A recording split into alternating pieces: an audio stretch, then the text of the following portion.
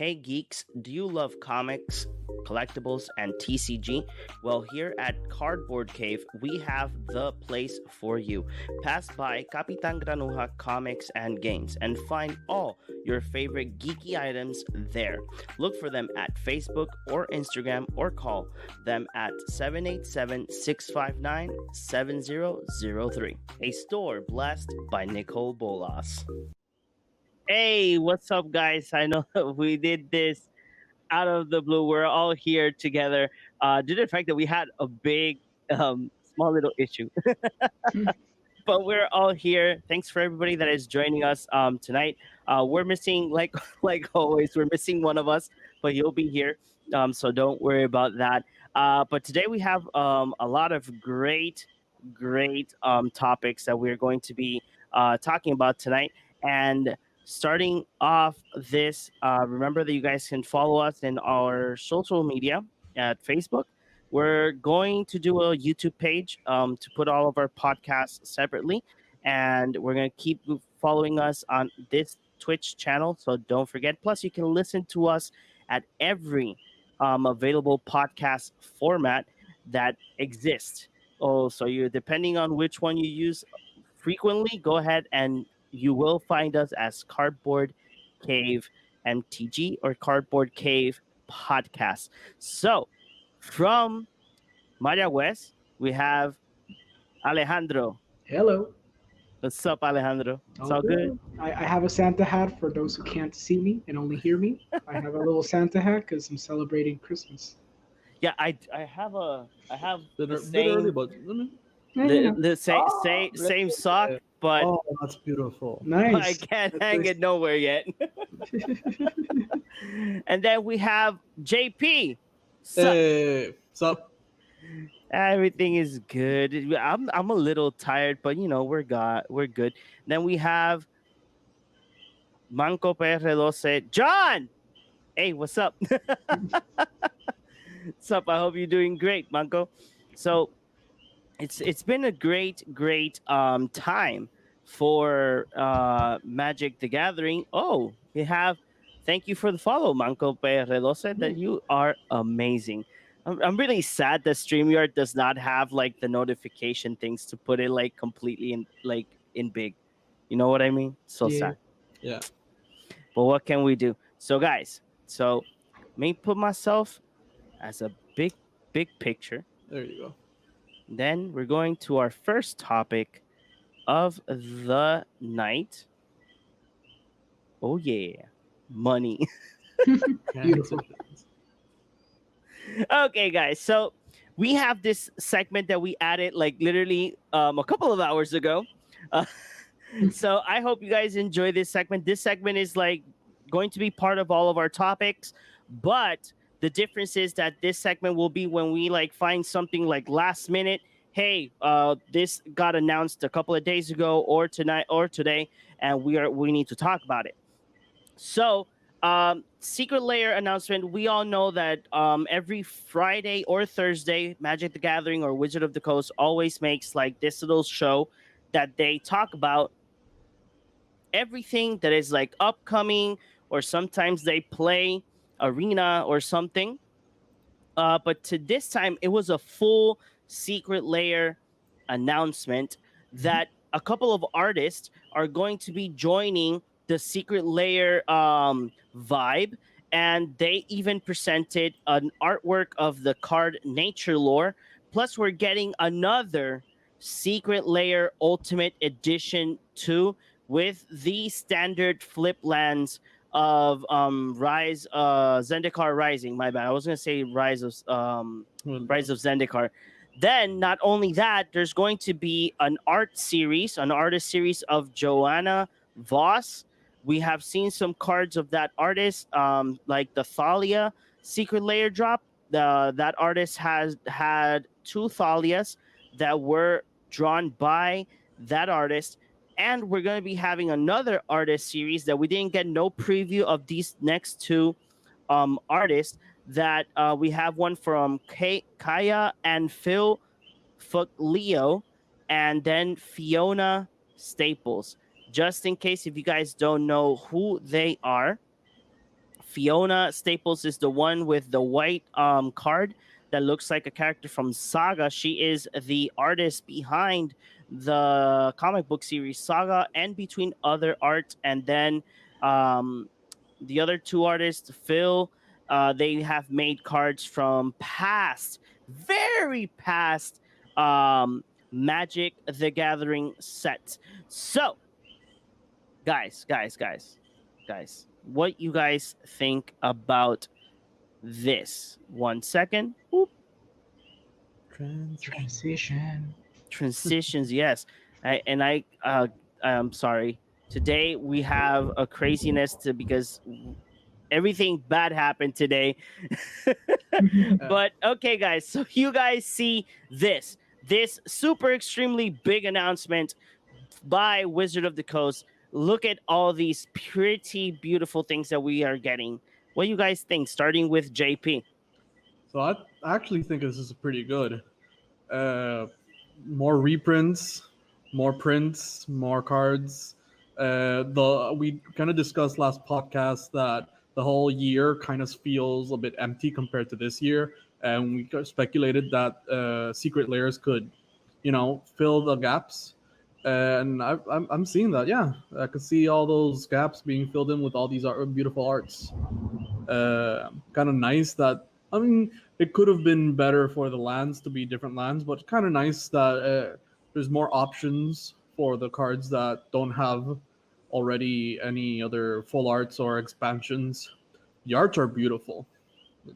I think that covers it. The arts are very beautiful. How about you, Alejandro? What do you think about this big announcement? So you missed a couple things. I'm gonna fill in what was missing. So they also announced that they were going to use the super drop model, which means they were going to have a couple of Secret Lairs coming out at the same time, because based on their their database, all the numbers they gathered this past year, they realized it was like the best model because it gives people options, as opposed to like, oh, I'm giving you like a random goblin set that no one's gonna buy in February, and then they ignore you. So it's similar to the first similar Secret to Lair. the one that we got. There was 2 super drops. They've been three or four, I think. It's been the first one, the summer one. Yeah. This one that we just had. Exactly. And I think another one maybe in the spring too, because it's okay. So it's been 33 Secret Lairs, believe it or not. Like I checked, 33 Secret Lairs. It's insane. Like in 1 year, that's like 3 a month. And I know it wasn't 3 a month because they did like 7 at one moment. Yeah. And then they did like the one. So okay, so they're gonna do like the super drop model because apparently it works. They will, however, do single drops when it's appropriate. For example, the extra life. So probably for special events or for charity events, they're going to do like the single model. They might change the packaging based on the feedback. Apparently, some people didn't like the packaging. I think the packaging is serviceable. I think it's fine. I don't like the big one, like the one that's like the big briefcase one that they did for the 5 lands. Yeah, oh, yeah, that was excessive and ridiculous. So I hope they don't do that for these new, flip lands. Okay. So they mentioned that they're going to do the Secret Lair Ultimate Edition 2, and they're going to put the standard lands that we have right now, the rare cycle of the flip lands, not the triumphs, the flip lands. They're going to finish the cycle in Kaldheim, and they're going to flip the planes for the ones that they don't have. So, for example, the six that we're getting, the 6 that we're getting now are going to be Kaldheim based, and then the 4 that we're getting later that we're going to be comprised in this Ultimate Edition set are going to have the they're going to have the Zendikar ones. Zendikar artwork. They didn't talk about price, and they were pretty smart about it, because if they say, oh, this is the same price as a Commander Anthology, it would have been insane. Oh God, that would have been ridiculous, because then people would not buy it. People would run away from this product. They can't say, oh, it's like $100 or $50, because then they're gonna look ridiculous, because then they are keenly aware of the secondary market. I mean, we all know they're aware of the secondary market, but they try their damnedest to deny it every chance they get. There's an additional thing right there. Last time they mentioned price, it was very, very off. Like last time it was like, oh yeah, this is like $115 or $100 something. Yeah, that was and the it ended up being like 200 and something. Oh yeah, Oh and yeah, 200 is like 250. it's conservative because it was like 300 at one point. yeah.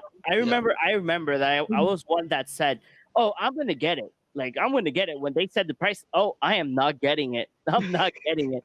You know, that product. I remember that one of the stores here got like I think it was like three of them, and they got stuck in the store for a long while Oh yeah. because of the price point. And not even that. Right now, they are saying like, oh, um, why are they making these prices so ridiculous? Like the $300 green premium, um, green collection, like $300, like For uh, 8 cards, eight. exactly. Yeah, ridiculous. Uh, no. No, of course, no, no, no, And then no. off of my head, there was one more thing that I forgot to mention. I forgot to add it. They actually did mention about the secret layers for The Walking Dead. Yes. That they like mentioned that there was like it was a big issue. What happened? They Mhm. got they like got all the feedback, and they're going to try something different because they mentioned that they want to do more collaborations like this to Yes. make like legal cards for certain formats, but with collaborations with other like brands. Mhm. um Probably one day we'll see Michael Jordan as a Magic the Gathering card. Oh, uh probably yeah. They It was did say. also Oh, mentioned that it was the most successful one. yep, that's exactly what they said. It was literally the most successful secret layer because both Magic the Gathering players and non-Magic Gathering the people who've never purchased a single secret layer in their life, they went ahead and purchased like one or two of these I out of the actually cuff. I actually thought that the Godzilla one was going to be the most successful one, but I know that Alejandro mentioned that it's like 5 lands. It was Yeah, unique it's a harder sell. If it would have been like 5 kaijus or something, I'm pretty sure it would have been like up there as one of the most yeah, successful like ones different for like sure. if you would have made like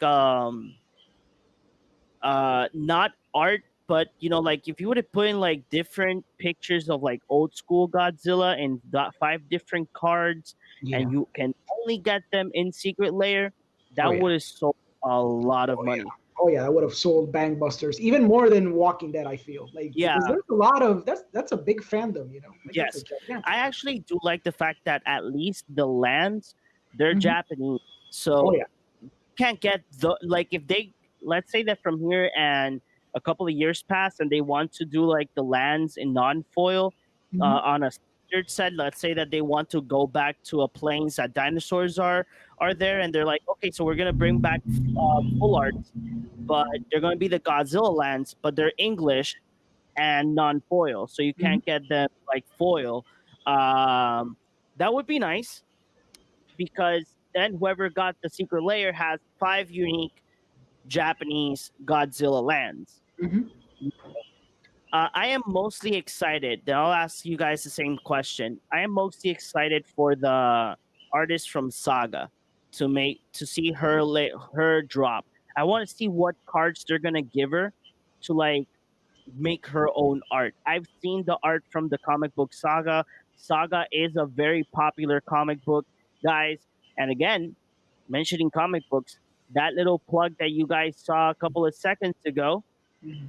that is our small little hub, Capitan Granuja. Sadly, we can't be there because of COVID, Yeah. but you guys are interested in getting any MTG product or comic books, pass by there. They're amazing, and they can send you the stuff Oh yeah. via mail if you are out of state, or if you don't have a way to make it to Mayagüez, just call them up, send them a message on Facebook, and they'll send it to you. But I am mostly excited for that artist drop. How about you, Alejandro? Which of all of these mentions are you mostly excited for? I kind of dig the idea of the poster one, and I would like the idea. Like the brand thing sounds cool if they do it like they did with the Godzilla cards. I don't want them to do it again ever again like they did with the Walking Dead. Just use pre-existing cards or cards that are gonna come in a current set or an upcoming set. I don't care if it comes like 3 sets from now the card, fine, whatever. But please make sure it's a card that we know for a fact you're gonna print. Don't be like, oh, we promise maybe we'll print it in the future. I hope they don't do that. I will say, however, um, that they did say, and this is interesting because the way they did this announcement just proves that they got this data very quickly and they turned it around and they were like, okay, so this is what we're gonna do for 2021. They did mention that they were doing this a little bit off the cuff. And I think Pleasant Kenobi, he's a YouTuber, he's a very, very good YouTuber. He talked about the fact that he believes and he theorizes that they were just they literally threw stuff at the wall to see what stuck. And I believe, reflecting on this year and the way that Secret Lair is delivered, that you have to place your order, and after the orders are complete, that's when they know how many they're gonna print. Yeah. I feel that it was off the cuff because this how they turn around, because for everything else, like for a set, they have to plan it like a year and a half in advance. But the fact that they turned around and they were like, okay, we saw the feedback on Twitter, on YouTube, Facebook, and people love the Lacuna Coil cards. We Yeah. gotta make more of those because people really loved it because it was so wild and different. We gotta make more. So they probably like called a bunch of artists that night. They're like, okay, you're gonna make this type of style. You can do whatever the hell you want, but you gotta put it in this type of framing. So it's obvious that they're like taking that feedback and instantaneously like shifting it around to see how they can make another successful drop. So that's kind of cool, but at the same time, they're throwing so much random things and they're throwing so much product that I hope this doesn't like burst, and it Yeah. might burst. It's a possibility. But like I said, the poster ones definitely, and I'm cool with the brand things again, as long as they just don't make it like they did in Walking Dead. Okay, how about you, JP? Which of all of these are you mostly excited for? I'm not particularly excited about any of them, but I'm kind of excited about the prospect of adding even more known or old MTG artists. Like I, off the top of my head, I can think of obviously Seth MacKinnon. His art is amazing. Yeah. RK Post, and there's this one artist I haven't seen her art a lot recently. It's Izzy. She has a lot of good art. Like I'm off the top of my head, it's not of this world. A lot of Eldrazi art, which is kind of, but like it's very colorful for being such a like eldritch horror type thing. Oh, okay. Okay. Yeah. Okay, guys. So, like again, like we all say, everybody that is joining us tonight. Remember, you guys can mention us. Which of all these mentions you guys are most excited for? Write it in the chat.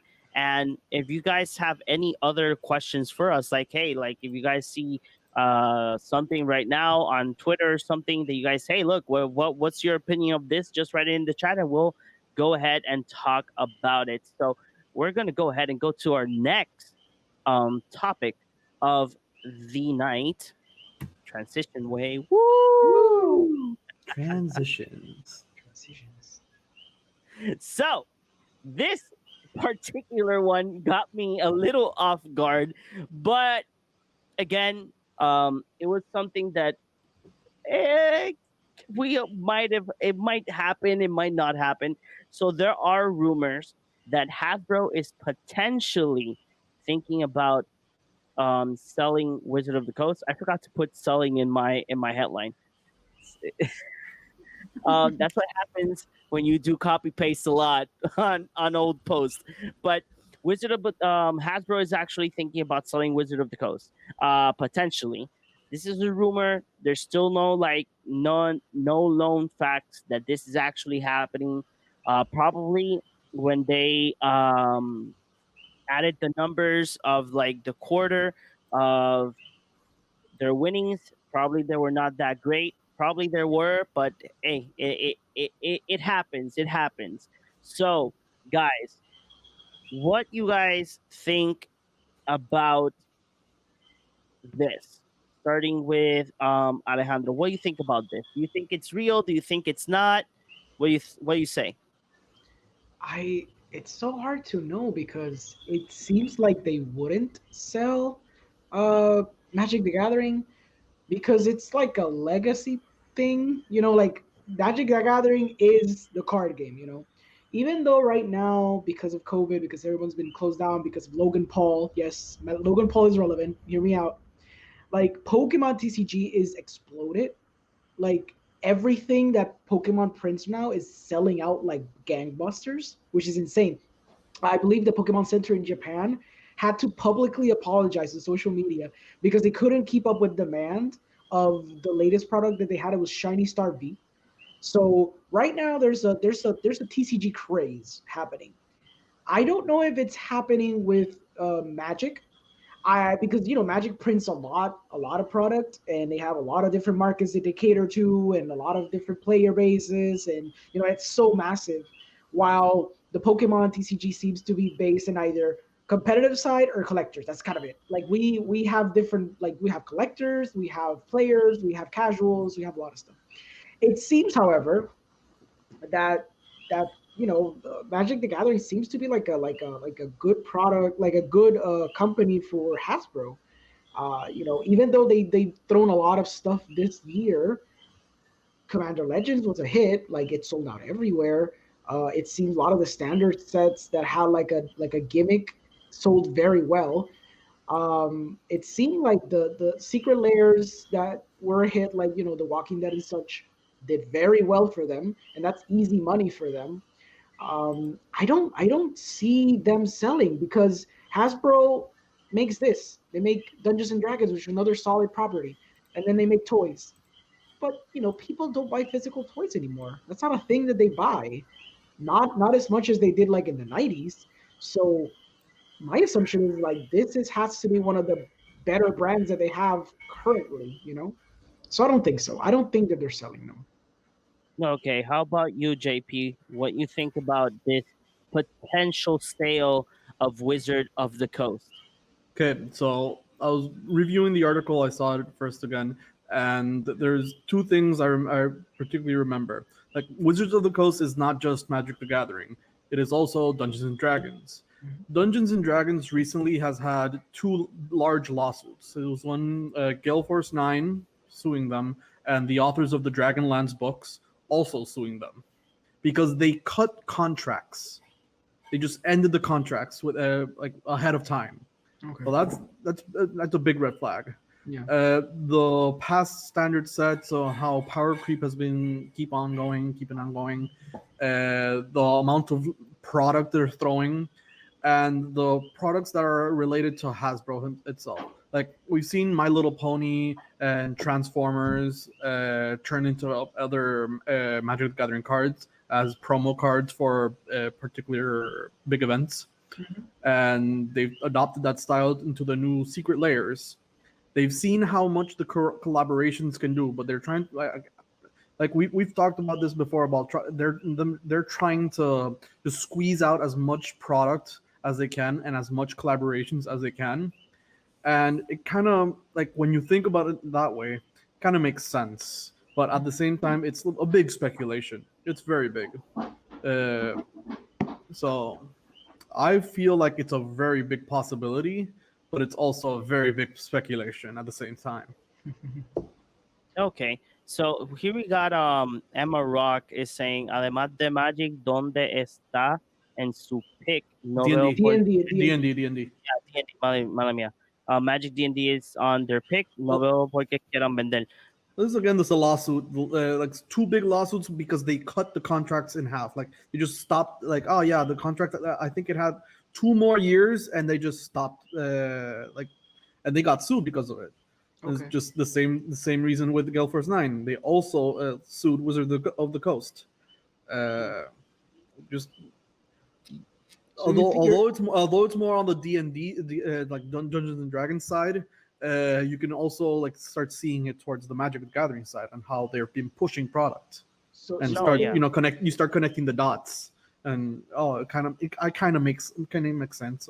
But what about So- Arena? Don't you think Arena has been like very successful for Wizards in terms of money? Because I'm pretty sure like a lot of people who don't like, even casual people would buy like the bundle of $50 or like the little thing, the little how do you call that, John? Gems. The starter pack? No, the thing that you buy for $30 that it's like the Oh, the Mastery? Yeah, the mastery thing. They Yeah. buy the mastery for getting boosters and stuff like people do with Fortnite all the time. And apparently, like I think Arena has been very successful in that regard. So That could be maybe, one of the attractions to make me sell out. Like, mm, oh look, like we have like these lawsuits. We're dealing with them, or if they don't deal with them and they sell, yeah, then they still have Arena to like sugarcoat it. yeah, yeah, That yeah. could be Yeah. another reason, but Could be. also, yeah, you do make a really good point. Arena is very successful. Hmm. You know, Microtransactions, because even people waste like $30 when these big events come out, the ones that are Oh yeah, like 2 grand. yeah. Like, oh, if you like depending on how many wins you have, Hmm. if you get first place, you get 2 grand. Yeah. So yeah, they're because they know that a lot of people are gonna sign in. I've never signed in because Hmm. sometimes the dates that they post I'm working. So Oh yeah, they do. Yeah, they do weekend tournaments to see, and they're really hard tournaments. Obviously, of course, they should be because it's yeah, like, because it's not like your local store yeah, toward you're playing against everyone in arena who wanted to go in, like like competitive player, like noobs, like everybody. yeah. It's It's, like remember our first virtual tournament that oh was yeah. like last minute I got in and I'm like, I'm using this deck that I've never used with like 40 cards, and I went 3-0 and everybody was like, nope, you're cheating, John, you're cheating. Like, it's not my fault. Yeah.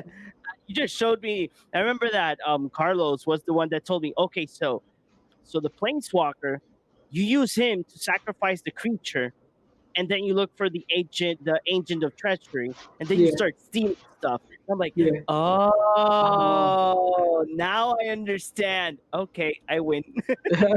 Oh yeah, that deck was so busted when it came out. Yeah. I remember Ikoria had so many busted decks back in those times. Yeah. Um, but I still say that there's one big point. There's a lot of merchandise coming out, especially on like obviously Magic and D&D. Like I think every 2 months we've been getting a new source book, and Mhm. all the source books have like a variant cover.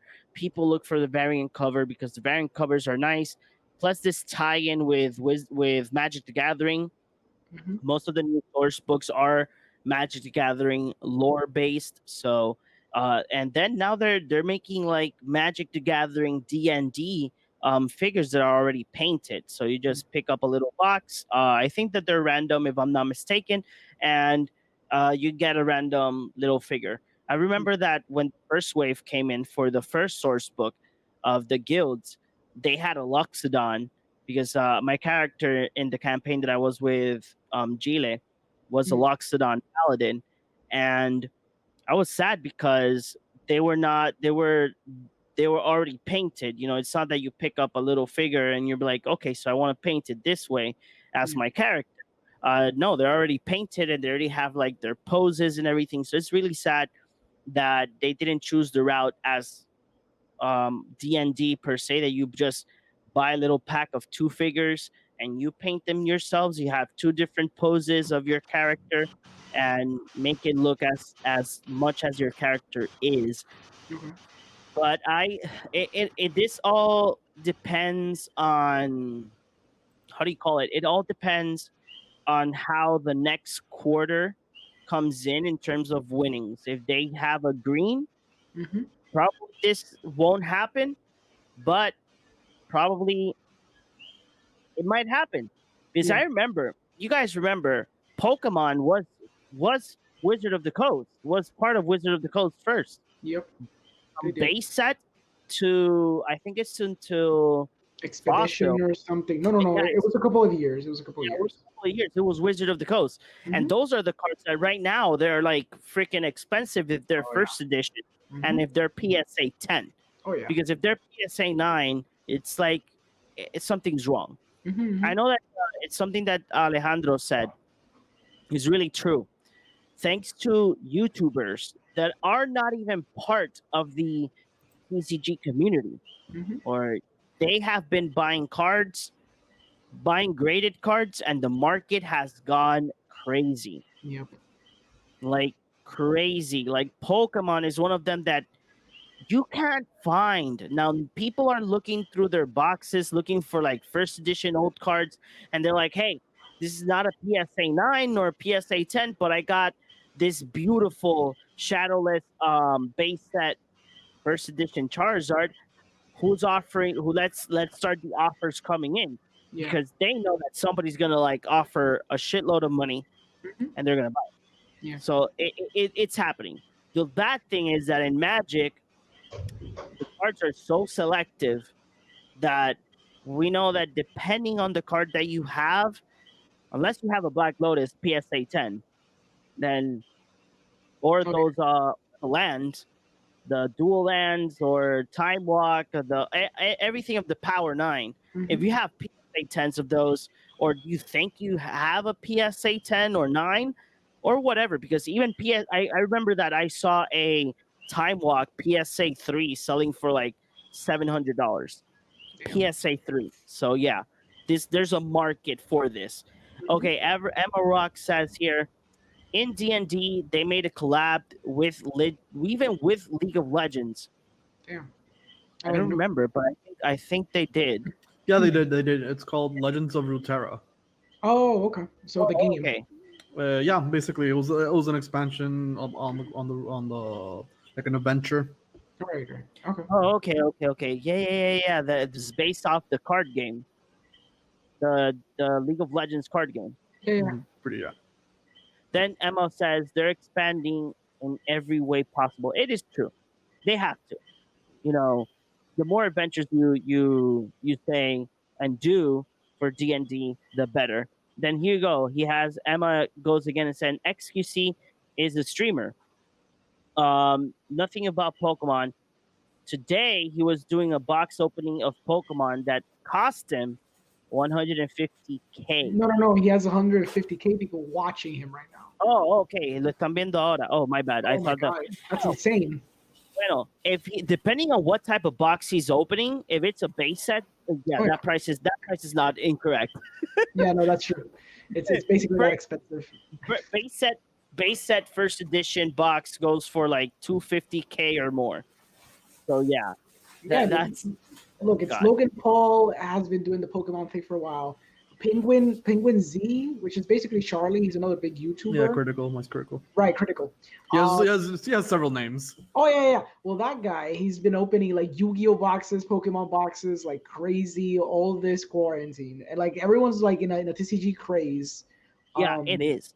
Yeah. Like I've been. I don't follow them, but I just see their videos just to like enjoy. I like watching vintage box openings. Oh yeah, of So, course, it's fun. 'Cause, you can't pay for them ever with your life. So.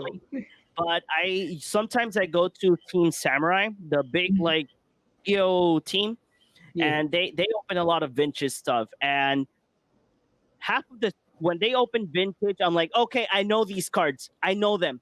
But when they go like far ahead, I'm like, I don't know these cards. You're talking to me in Japanese because I really don't know these cards. It's fun. It's fun. It's fun to see. So Emma Rock says vintage, and that he says that it cost him 20K. So it's not one of the most expensive boxes, Yeah, but it's probably. ridiculous. It has to be probably like Fossil, Jungle, because those are not that expensive if they're sealed. Yeah. Unless they're first editions. If they're first editions, then yes. It's like what's happening with Flesh and Blood. If you don't have right now, there's something that I was like leaning in with the community here in Puerto Rico of Flesh and Blood. When I started buying the boxes, I was like, guys, these boxes say alpha printing.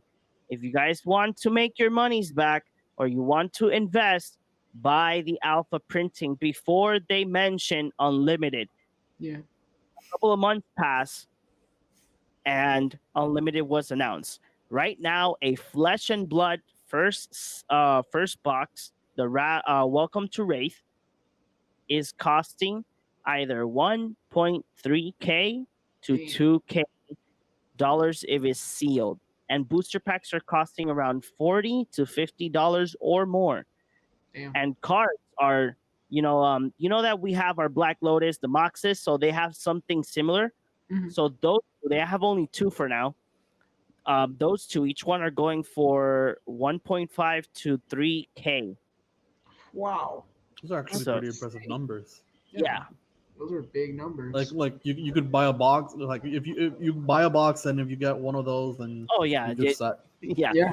The thing is that people are buying them. Like I'm still in some groups and people post like the gems, the Mhm. moxes, and they sell like wildfire. Mhm. Damn, Like wildfire. that's So let's go insane. to our next topic of the night. Topic number 2. Boop.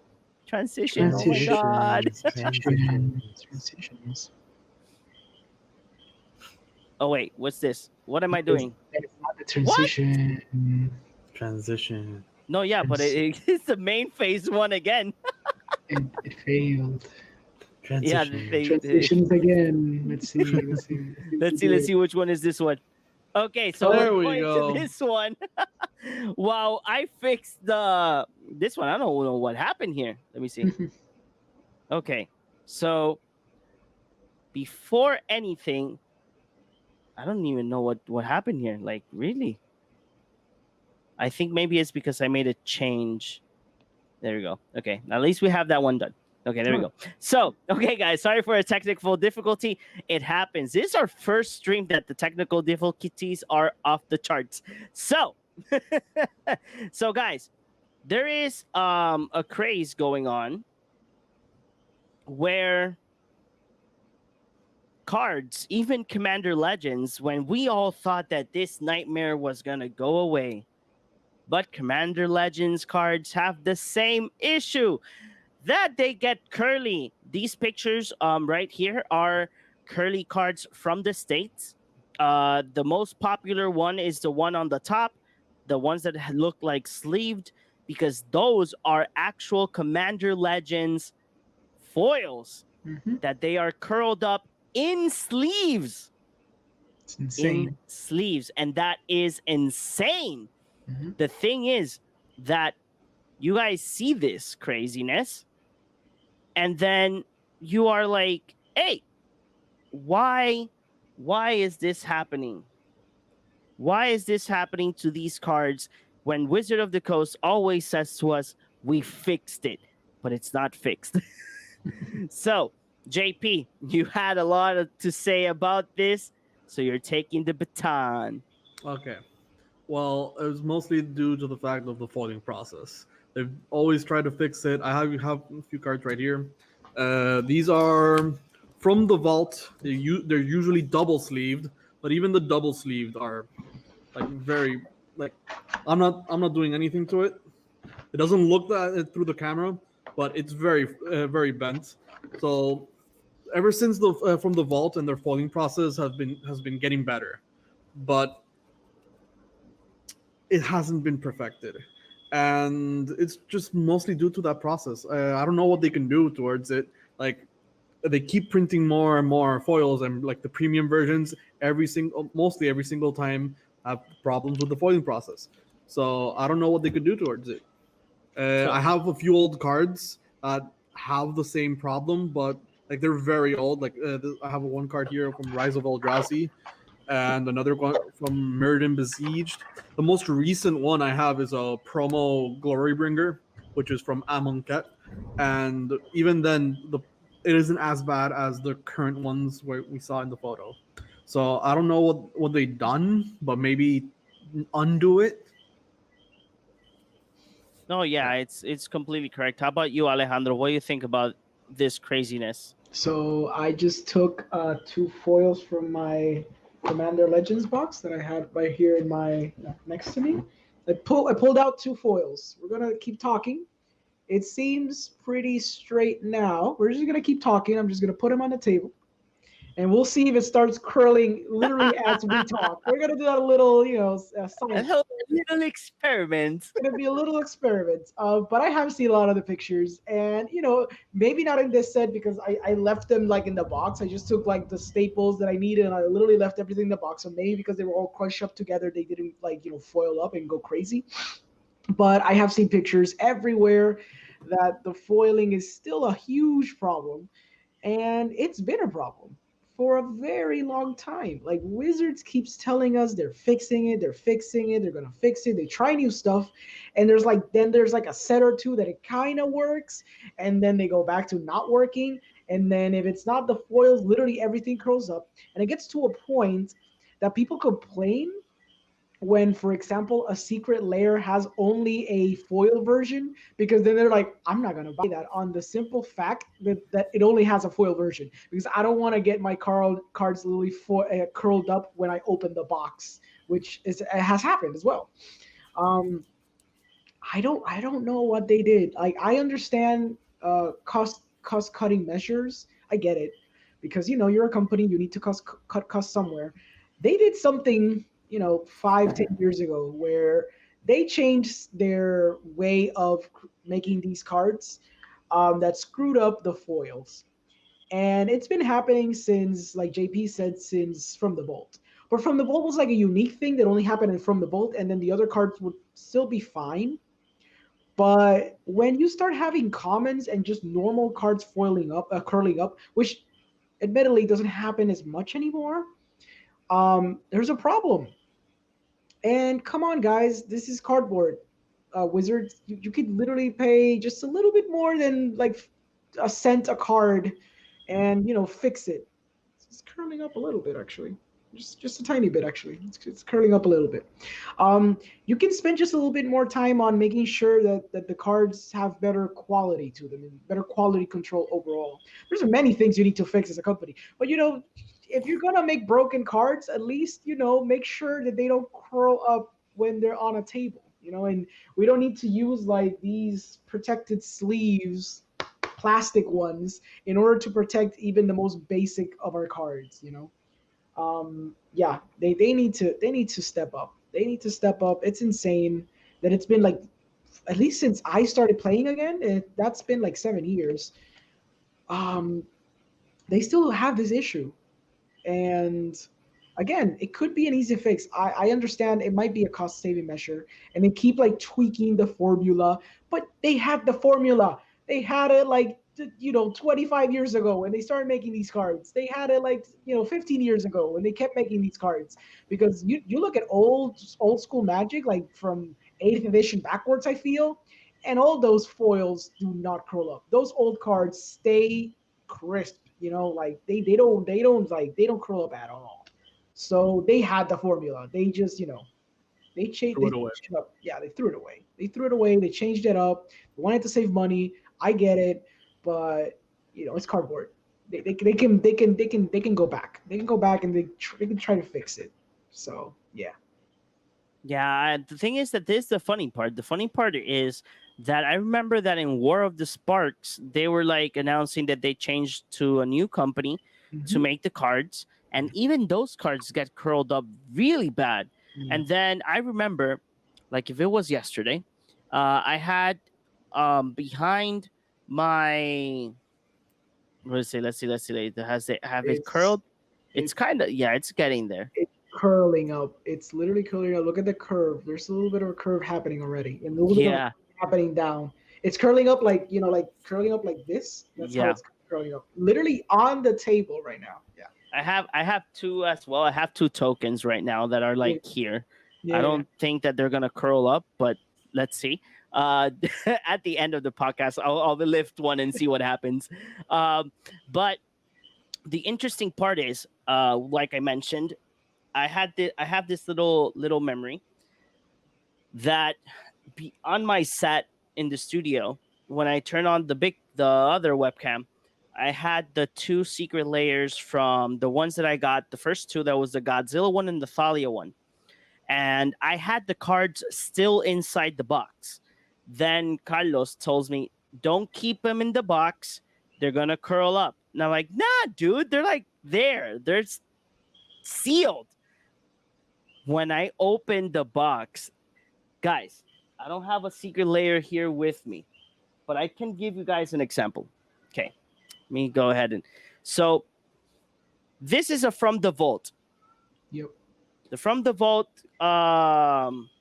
cards are like this. So, Secret Lair, it's something like this, but only one with all the cards inside. Yep. So imagine that curled up with the plastic. God, that's insane. With the plastic curled up, and I was like, oh my god, I have to do this as fast as I can. I grabbed my binder. I have a personal binder where I keep like the things that I don't trade or sell. I have like personal collections there, and I put them, I double sleeved them like that they can get back to normal. Yeah. Even getting I got from Carlos the snow covered land one, the lightning bolt. Well, which was the other? I got like four of them that he had saved for me. I got them, and even though they were at his house, he doesn't live near a beach like I do. The cards were all curled up still. And we're talking about Secret Lair. Yeah. You know, imagine a lightning bolt curled up. Yeah. And it's sad. Like a little Pringle bolt. Like a Pringle bolt. Pringle bolt. Yeah, Pringle bolt. You know, and that's sad because I'm gonna quote what one of our watchers are. Emma says, "Cartón caro, expensive cardboard," and that's the thing. Why are we gonna buy expensive cardboard like that? They can curl up. Come on, That's ridiculous. because even the foiling of these that have horrible foiling, they have weird foiling, I got to say. Yeah. Even these curl up. You know, one of my favorites from the vault is the from the vault transformation. That's I remember the big weird thing that happened. Oh, if you didn't pre-order it, you have to pay like the full price that Wizard of the Coast then like put it like very high. Oh, you have one of them. Oh yeah. Yeah, there you go. JP, go again. Go ahead. That's Gideon from the vault transformation. Look at that foiling. Oh, the foiling? Yeah, the foiling is weird, and then it's Glossy. Yeah, and it's curled, right? That looks curled. It's a bit. Yeah. It's a little bit, yeah. So cool. Like I'm holding it so it doesn't curl up, but yeah. Yeah. So, in all, guys, I think that JP and Alejandro will be with me with this one. If you guys want to keep your cards safe, it doesn't matter what TCG it is. Double sleeve them or sleeve them when you get them right off the box, especially if they're expensive cards. If they're like a $1 card, but if you pull like a Vampiric Tutor on your Commander Legends, that goes on a sleeve super fast. Oh yeah. Super fast. Okay, guys. So here we go to, I hope this time, let me see. Let me double check that everything's fine. Okay, everything is fine. So our last topic of tonight, that was supposed to be this topic now, but hey, things happen, right? So There we go. Commander decks. Commander decks, we have seen them. We have sometimes bought them. Sometimes they're good products, and sometimes they're a bust. So this past set from Ikoria, well, we can go a little bit backwards. Eldraine, but Eldraine were not commander decks, we're brawl decks, but still, there's one funny part about Eldraine brawl decks, so we can put them in this topic. They had value.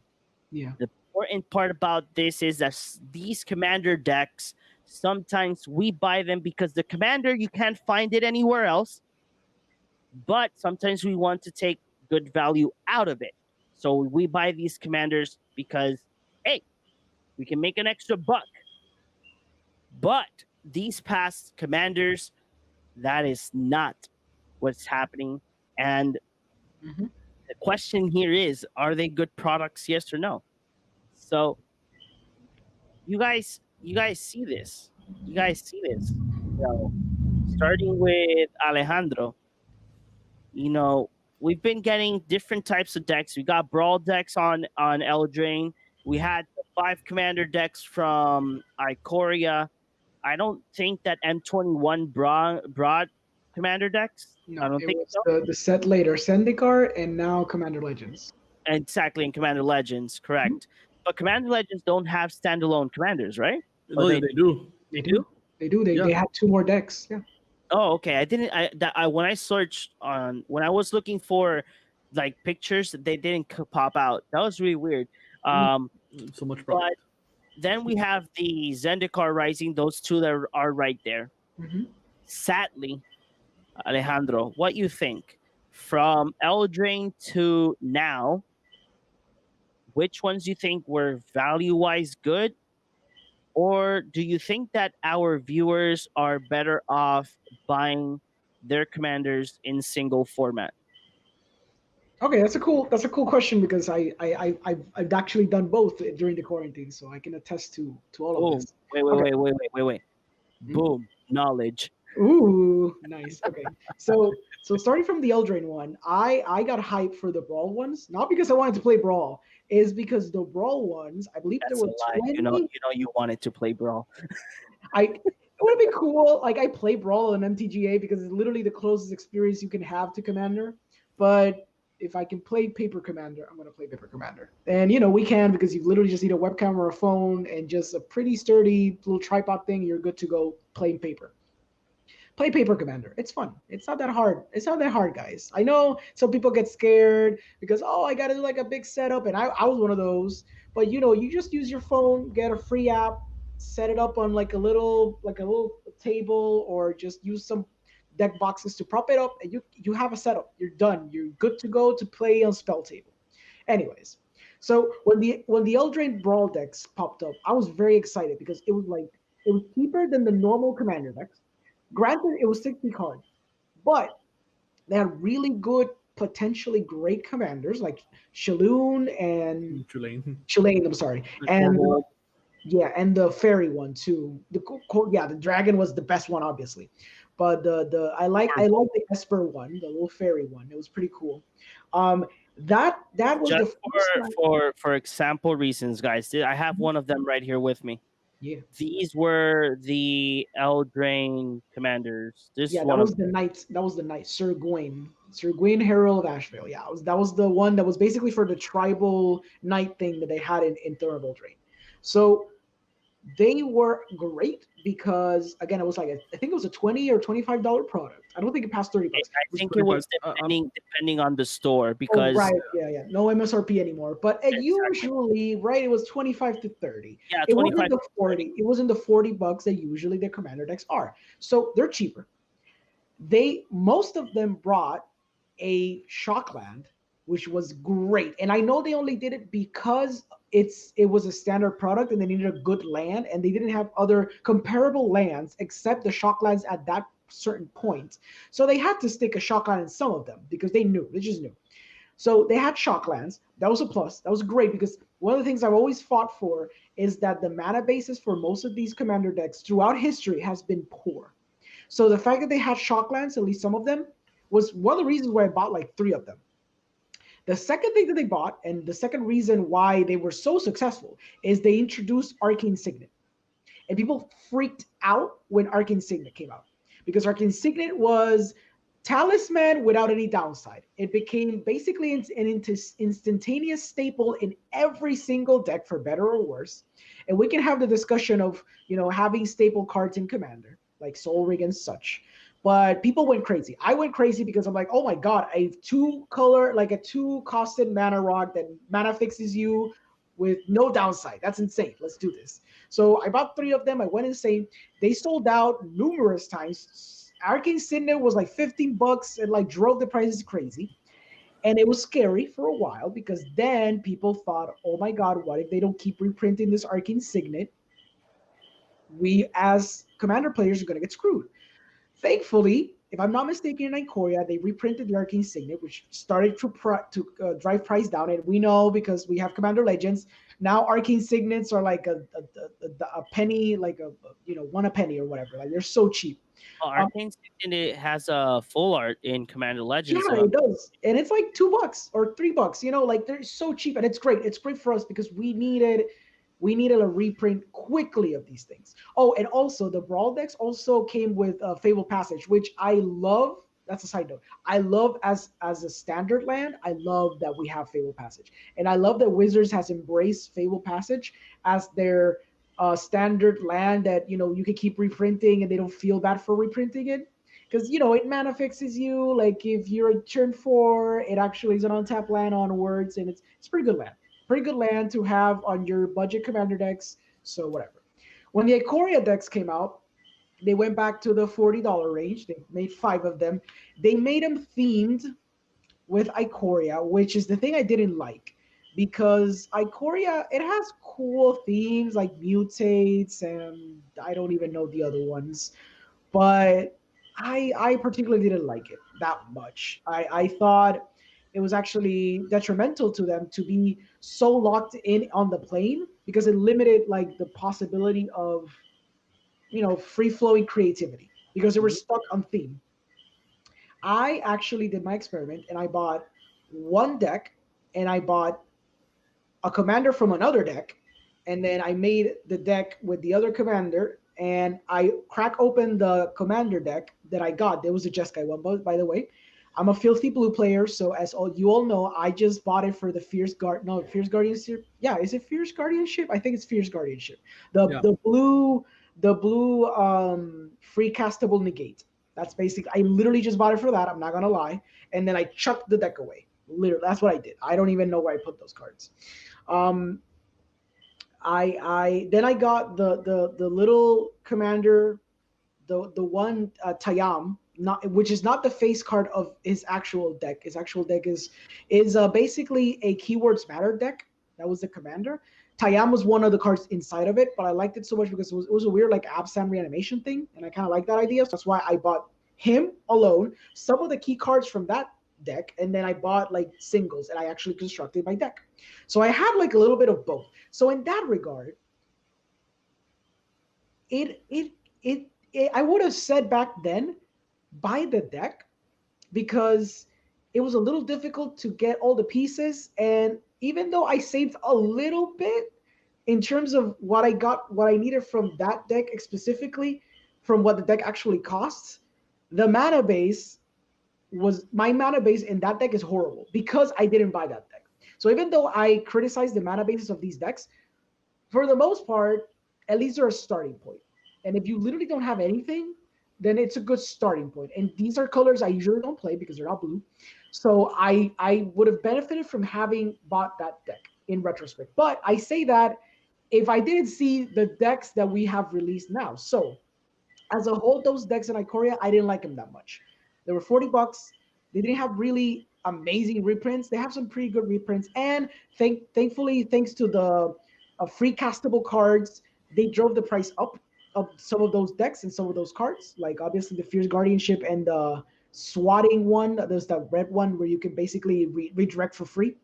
Those are amazing cards. If you don't need anything from the deck, just get those singles because those are really good cards and they're just going to go up in price. Now we get to the ones in Zendikar and the ones in Commander Legends. And the professor talked about these, the Tolarian professor. He mentioned the fact that it's difficult to go back to a $40 model when you've proven, specifically in the Zendikar one, that for $20, you end up with roughly the same value inside the deck as you do with the $40 ones. And he tested this. So when the decks came out at the time of release, he does this thing where he counts down like how many cards are above $2 and whatever, and he counts out the value, and he realized that the value in those decks matched the value of some of the Ikoria decks when they came on release day. And then he questions, if Wizards can print $20 commander decks with roughly the same value inside in terms of reprints, sure, they weren't like amazing reprints, but when you added those little reprints, those $5, $3 reprints, it adds up in comparison to Ikoria, which usually, when you have those $40 commander decks, you have like those $10 reprints or $15 reprints, and that's how you sell like one specific deck. They kind of like spice them in smaller cards, but in the end, you end up with roughly the same value. Then the professor asked the question, and I asked it too, how can you go back? How can you justify then having next year in Kaldheim or, the Harry Potter set, having 5 commander decks and telling me that they're $40 again when you've given me consistently $20 commander decks with roughly the same value inside? And I feel that in the end, the answer is they can afford to make $20 commander decks. And they can afford to make $20 commander decks with really good commanders inside and really good reprints and really good mana bases for $20. They can because they've proven that they can. They don't want to because they use the opportunity to bump up the price of the new ones because they release new cards that potentially could be good. And of course, they always try to throw you like a very broken card or very broken cycle in order to justify you having to buy those things. But unless it's like a very expensive broken card that you need, like at the Fairies Protection when it came out, or like a Fierce Guardianship when it came out, just buy the singles. Unless you really like the commander and you don't have that mana base, and some of the cards inside of it you need them because they synergize so well with a face card that usually is the one that kind of synergizes with the whole deck, just buy the singles because it's not justifiable anymore. Like it once was. Like the commander decks of yesteryear, they were so great. They still had crappy lands, but they had great reprints and they had really good cards that synergize perfectly. But the last few $40 commander decks, and even the last one in Commander Legends, they've been very poor in terms of the face card and in terms of the cards inside of it. So I feel like it's getting to that point where it's better to just buy the singles inside, unless it has like a $30 broken card inside and you need to buy the commander deck, because at $40 at that point, you might as well just buy the commander deck. But if there isn't like a broken card inside that deck, just buy the singles that you need. Okay. Sorry. So It was all JP, good. so JP, what do you have to say about this? Like, would you tell our viewers? I'm going to give you the same question. Do you think that these products were great, from Eldraine to now? Or do you think that our viewers are better off getting singles and just picking a commander card and buying this and building their deck from scratch? Well, generally speaking, if you're just gonna look for a commander and make that deck, depending on your budget, usually buy singles. But as in the perspective of someone who hasn't bought a single commander deck this entire year, I haven't bought much Magic product in this entire year due to the COVID. I'd say mostly they're worth it. At least some of them. Okay, let's start with the Eldraine ones. Eldraine, even though they're not commanders, as we said, they did bring a lot of value, and that in of itself, that's enough.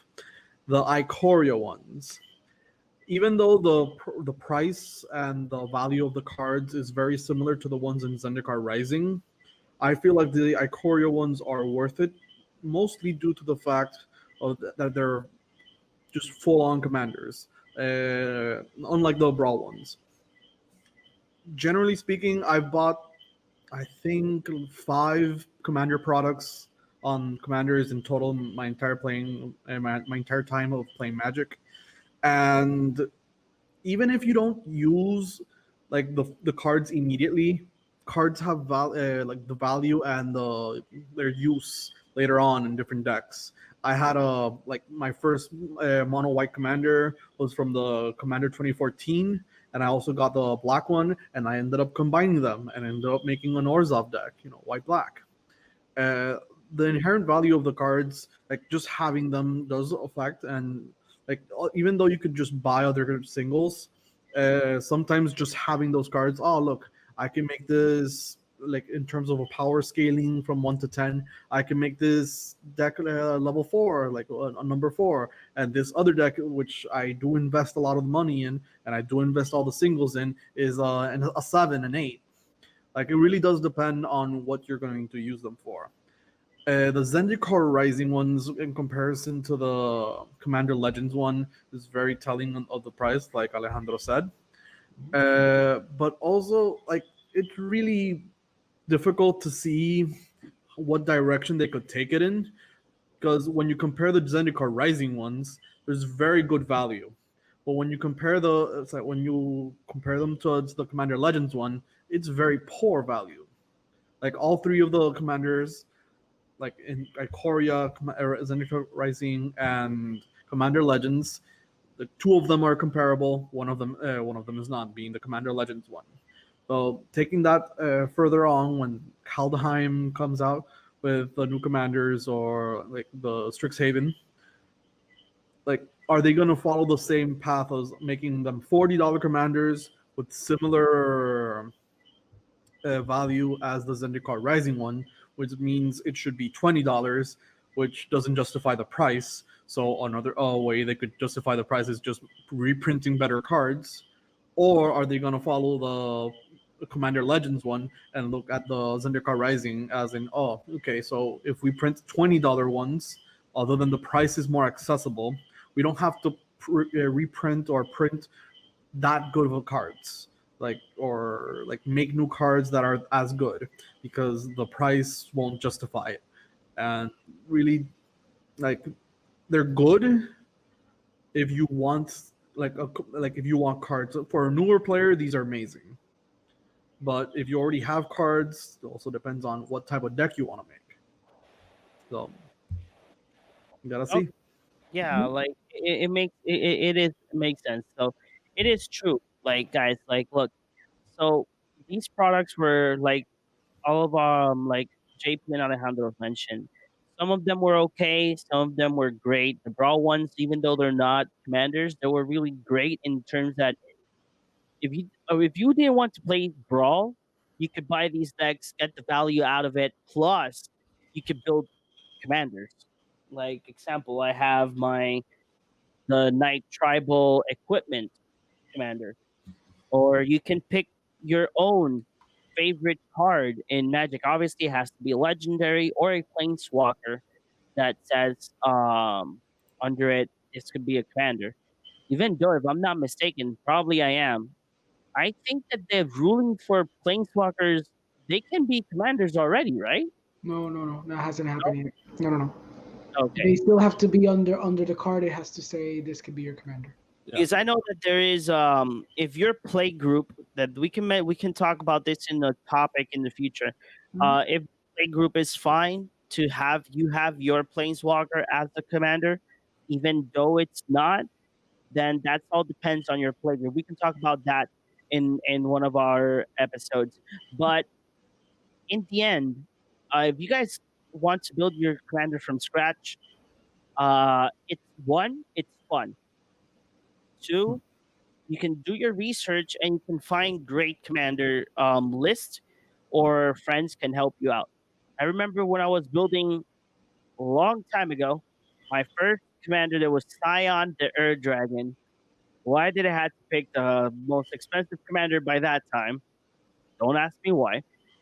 Uh, it was fun because everybody that was around me was like, okay, you can add this dragon, you can do this, or you can do that. You know, it was fun because they gave me a lot of tips on what to build, but I built my own.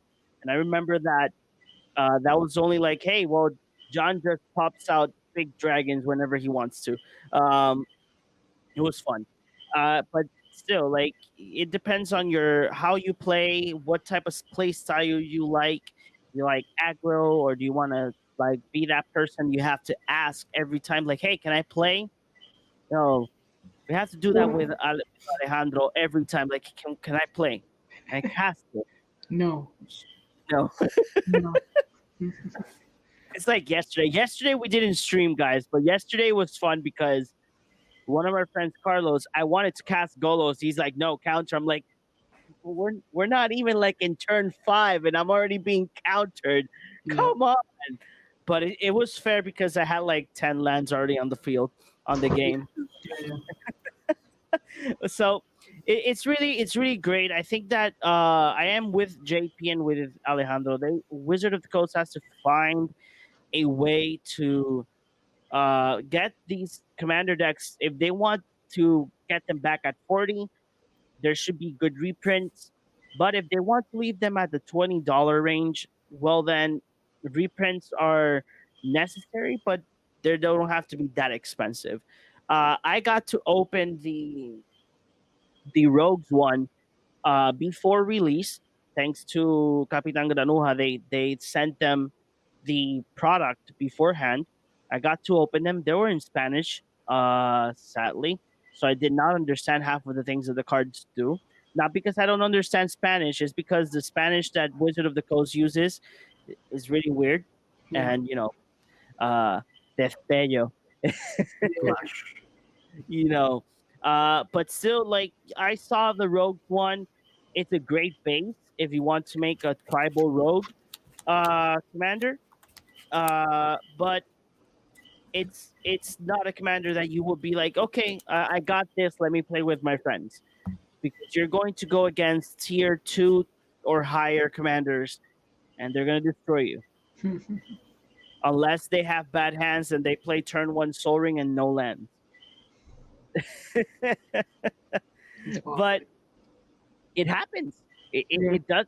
It happens. That's the sad part. It Mhm. happens, you know.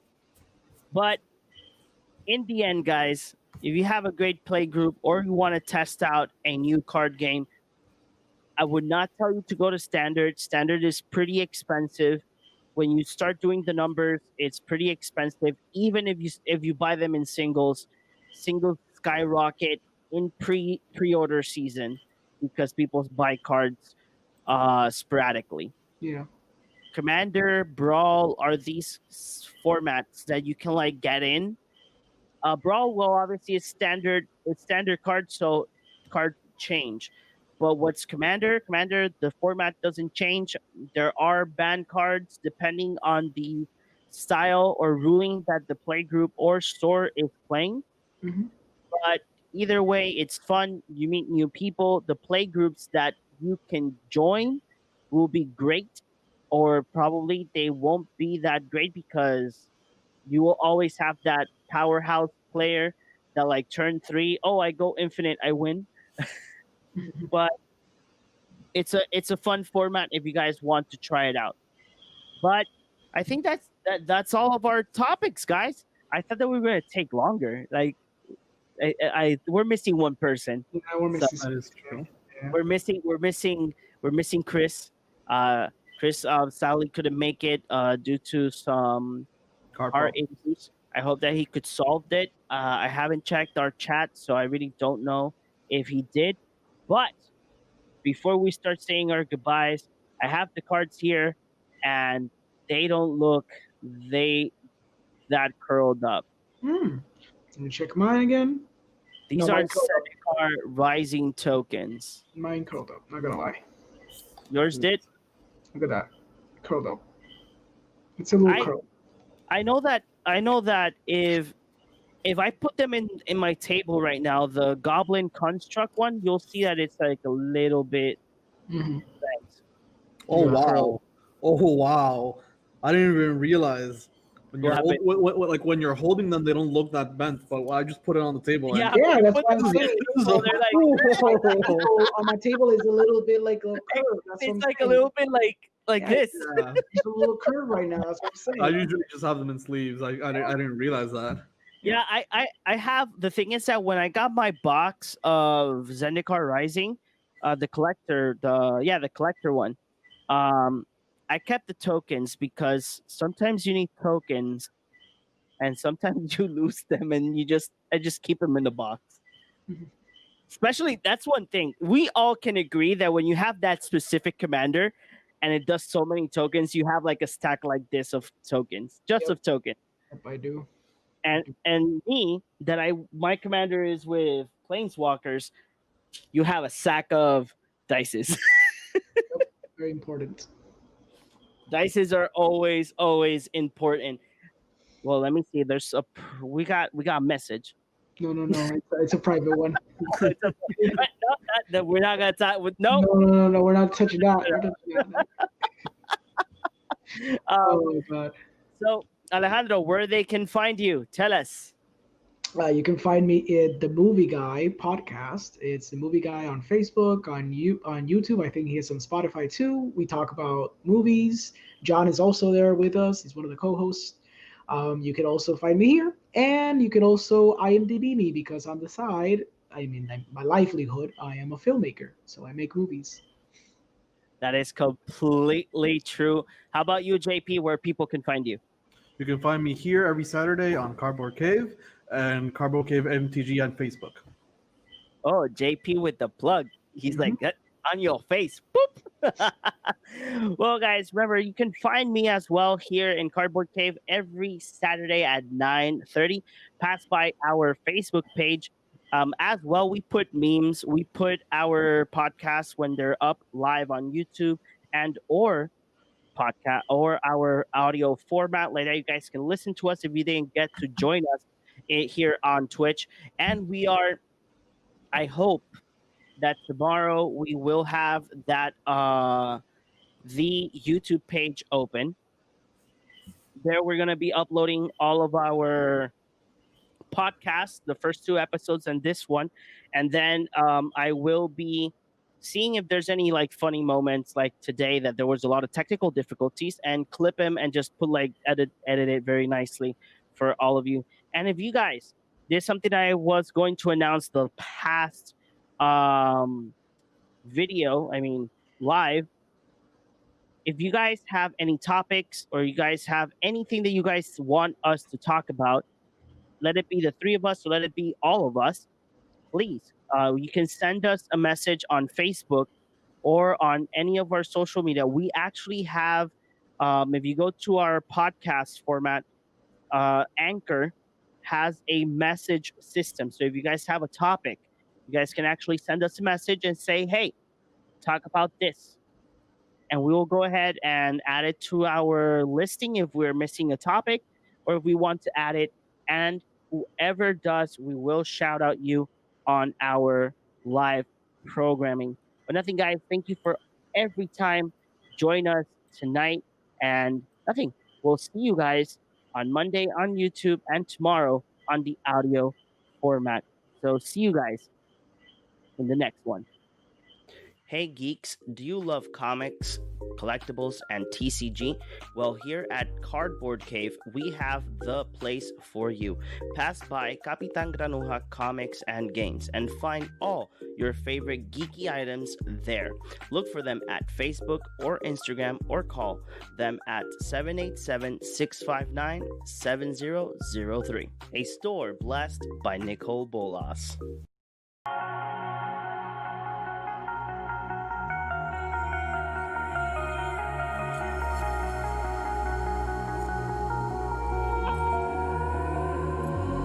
Over your skin, you can see it beat, intoxicating your energy. First time in so